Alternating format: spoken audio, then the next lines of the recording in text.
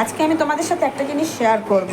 তোমরা অনেকেই পথ-পশুদের জন্য খাবার রান্না করো, আমি অনেক জায়গাতেই দেখেছি।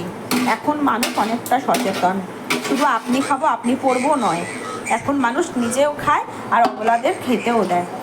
কিছু কিছু জায়গায়, আমি সব জায়গায় বলবো না, দেখেছি যে আমরা রান্নাটা তো করছি কিন্তু খেতে দিচ্ছি রাস্তার ধারে, কোনো ক্যালভার্টের উপর বা রাস্তার পাশে।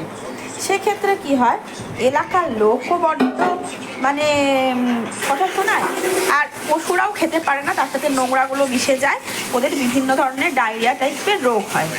দেখো, আমরা এই যে বাটিগুলো করে ওদের খেতে দিই, ওদের অনেক থালা আছে, আরও আছে।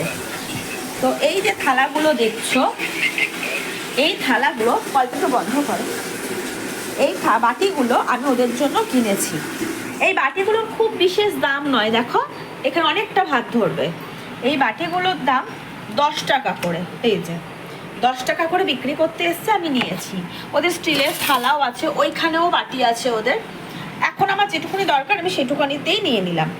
এরকম স্টিলের প্লেট বাটি সবই আছে। কিন্তু আমি বলতে চাইছি যে আমরা খুব যদি ইনভেস্ট নাও করি, এই যে এইগুলো হচ্ছে 10 টাকা করে দাম, এই বাটিগুলো যদি আমি কয়েকটা কিনে রাখি আর এইগুলোতেই খেতে দিই, খাইয়ে দাইয়ে আবার তুলেও নেই। অনেক সময় কি হয়, ওদের ইচ্ছা করছে না, হয়তো কোনো জায়গা থেকে কিছু খেয়ে এসছে, অল্প খেলেও রেখে দিল, রাস্তায় দিলে সেটা কিন্তু সম্পূর্ণ নষ্ট হবে বৃষ্টি জল কাদায়। যদি বাটির মধ্যে দাও তাহলে বাটির মধ্যেই থেকে যাবে।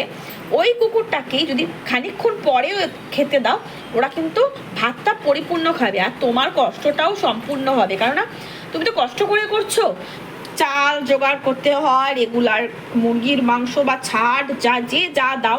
আমি যেমন পা দিয়ে, এই যে পাগুলোকে ভেঙে ভেঙে ভাতের সাথে মেখে দিই, সবাইকে তো সবটা জোগাড় করতে হয়।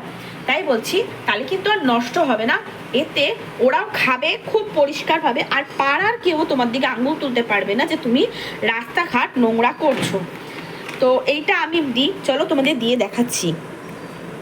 ওরা সব বাইরেই ওয়েট করছে, এই দেখো ওরাও কি সুন্দরভাবে খাচ্ছে, দেখো এই দেখো, এইভাবে দিই তাও ঢুকিয়ে ফেলে। এই দেখো পুরো বাটি পরিষ্কার করে ফেলেছে, ঠিক আছে? কেউ বলতে পারবে আমি রাস্তা নোংরা করেছি, রাস্তা অপরিষ্কার করেছি?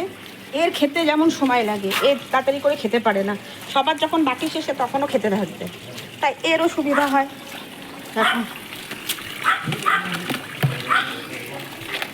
এইদিকে দেখো খাচ্ছে, কেউ বলতে পারবে না আমি রাস্তা নোংরা করি অথবা রাস্তায় খেতে দিই, এতে ওদের সমস্যা হয়। আমি যেভাবে খেতে দিই বলে পরিষ্কারভাবেও ওরা খেয়ে নেয়।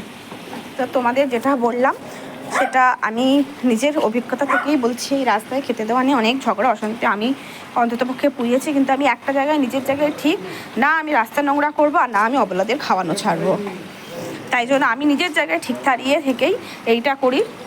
এরপরে আর আমার কোনো দায় নেই, বা আমাকে কেউ বলতে আসলে আমি সেটা প্রোটেক্ট করতে পারবো যে আমি কারোর রাস্তা নোংরা করছি না, বরং তোমরা করছো নোংরা ফেলে। আমার ববলাদের খাওয়ানোর জন্য কারোর কোনো রাস্তা নোংরা হচ্ছে না।